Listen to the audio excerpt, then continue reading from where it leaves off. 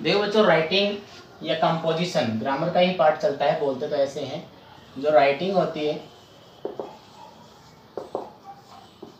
लेखन जिसको हम कहते हैं, उसमें हम लोग पढ़ेंगे बच्चों लेटर। लेटर जो है, ये तो आप लोगों को सबको पता है कि बहुत प्रकार के होते हैं। बिजनेस लेटर होता है, जॉब लेटर होता है, फॉर्मल लेटर, इनफॉर्मल होता है।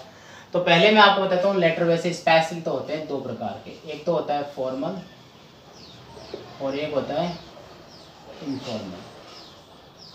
जैसा कि मैंने आपको बताया, फॉर्मल और इनफॉर्मल दो तरह के होते हैं। तो बच्चों, आप क्या होता है कि जो ऑफिशियल टाइप का जो होता है वो तो होता है फॉर्मल, और जो लेटर अपने रिलेटिव्स के लिए होता है, रिश्तेदारों के लिए होता है, वो होता है इनफॉर्मल। ठीक है, हम सब इसका एक क्या करेंगे, आज जो पढ़ेंगे टॉपिक वो पढ़ेंगे फॉर्मल में। और एक बात, फॉर्मल का ऐसा फॉर्मेट बताऊंगा जो आपके लिए बहुत सारे क्वेश्चंस जो होंगे उनमें अप्लाई होएगा। और हम क्वेश्चन से पढ़ेंगे, बहुत सारे वीडियोस पढ़ेंगे क्वेश्चन 1 बाय 1 करके। ठीक है, अब देखिए, मैं जो आपको बता रहा हूँ आप उसको समझिए। फॉर्मेट बता रहा हूँ मैं आपको फॉर्मल लेटर का। फॉर्मल लेटर, देखो बच्चों ध्यान से समझना। फॉर्मल लेटर जिसमें क्या होता है कि imagine that you are Ram living at 21 Raja Park Jaipur, write a letter to the principal of your school, complain him about the condition of your classroom, fans, electricity, कुछ भी होता है। सब शिकायत से, कंप्लेन से रिलेटेड ज़्यादातर होते हैं फॉर्मल के अंदर, आप सभी समझदार हैं। तो अब क्या करेंगे, इसका एक फॉर्मेट बनाते हैं, बिना क्वेश्चन का हम लोग फॉर्मेट बना रहे हैं। ठीक है, सपोज दैट मैंने या कलेक्टर को, जैसे कॉलोनी के अंदर कोई प्रॉब्लम हो गई, वाइन शॉप की दुकान है या शॉप है तो वहाँ हटाना है, सैनिटरी कंडीशन ऑफ लोकेलिटी, कैसा भी हो, थीप चोरियाँ हो रही है, ऐसे लेकर के। तो हम क्या करेंगे, सबसे पहले अपना एड्रेस, जैसे यहाँ पर है ये वाला है, मैंने लिखा 21 राजा पार्क जयपुर। ये है बच्चों लिखने वाले का पता।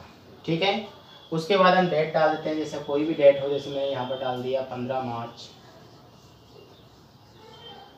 2021।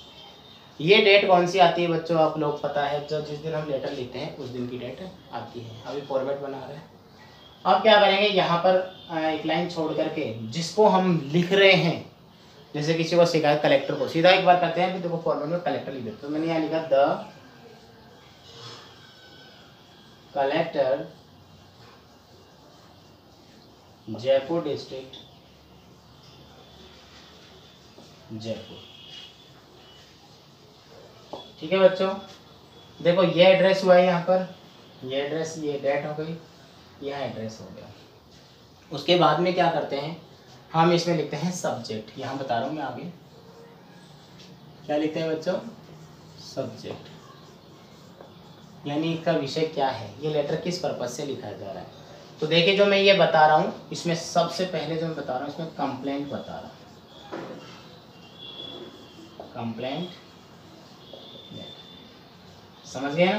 कंप्लेंट लेटर में आपको बता रहा हूँ बच्चों, जिसमें हमने लिखा है एड्रेस, पाने लिखने वाले का डेट और पाने वाले का एड्रेस। अब यहाँ पर सब्जेक्ट लिखे तो लिखेंगे कंप्लेंट अबाउट, कंप्लेंट अबाउट। उसके बाद में क्या करते हैं, कंप्लेंट अबाउट के बाद में complaint about the insanitary of condition of your locality, complaint about the bad condition of classroom, complaint about to close the wine shop, कुछ भी हो सकता है। ठीक है ना, ये हमें क्वेश्चन बताएगा, मैं आपको समझाऊंगा, डिटेल से समझाऊंगा अच्छे से। उसके बाद क्या करते हैं, लिख देते हैं हम लोग सर। अब उसके जस्ट नीचे हम लोग स्टार्ट करेंगे, तो कैसे लिखते हैं,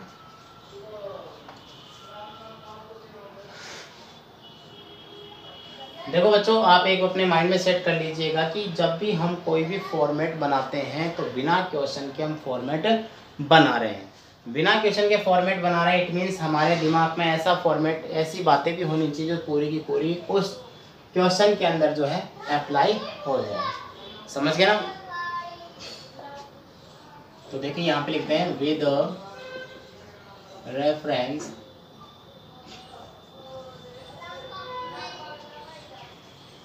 with reference to the above mentioned subject I would like to bring your kind notice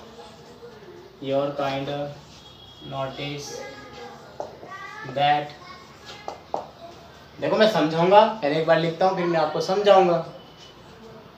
I would like to bring your kind notice that my name is Ram. I am, हमारा address हमने यहाँ पर दे दिया, तो यहाँ लिखा my name is Ram, मेरा नाम राम है। आई एम अ मेंबर, इसी जगह थोड़ा लिखते हैं एक बार, Ram. I have been living, LIVING, living at 21 Raja Park, खुद का एड्रेस यहाँ पर वो बता रहे हैं, Raja Park Jaipur, for 20 years, मैं 20 साल से मैं इस पते पर रह रहा हूँ। There is a society in my locality, there is a society in my locality, I am a member of the society, भाई मैं क्या हूँ, सोसाइटी का सदस्य हूँ, पूरी बातें समझाऊंगा। I am member of the society, there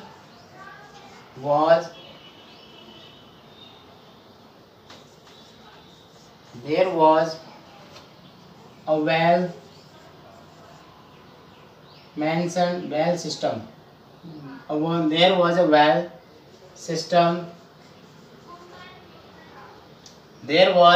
well system, एक बार इसको हम छोड़ के चलते हैं, यहाँ से आगे लेकर के चलेंगे जब हमारे सामने क्वेश्चन आ जाएगा। इन माई, क्योंकि यहाँ पर हमने there was a well system here before but now, चलो चेंज करते हैं।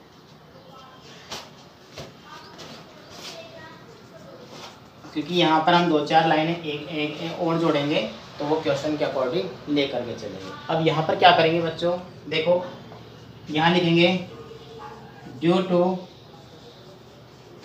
अबो प्रॉब्लम से related complain, we are facing so many other difficulties,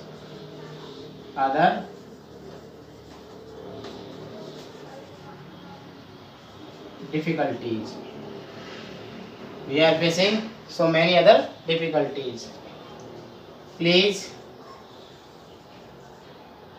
ELEASE look into the matter and देखिए यहाँ पर कंप्लीट होने वाले, इसलिए मैं ज़्यादा मिटा नहीं रहा हूँ। And solve the problem as soon as possible, ठीक है। और यहाँ पर बच्चों हम लिख देते हैं थैंकिंग यू, योर्स आपका, और यहाँ पर नाम आ जाता है। तो देखो बच्चों ये हमारा बना है एक पैटर्न, एक फॉर्मेट बना है, जिसे आप देखिए सबको दिख रहा होगा, कहीं ऐसा तो नहीं है कि आपको कोई ऐसी लाइन नहीं दिख रही हो, दिख रहा है सबको अच्छे से। इसको आप अपनी कॉपी में भी ज़रूर लिखना 1 by 1 लाइन करके। अब देखिए मैं आपको इसको समझा देता हूँ एक बार, 1 मिनट बस समझा देता हूँ मैं आपको।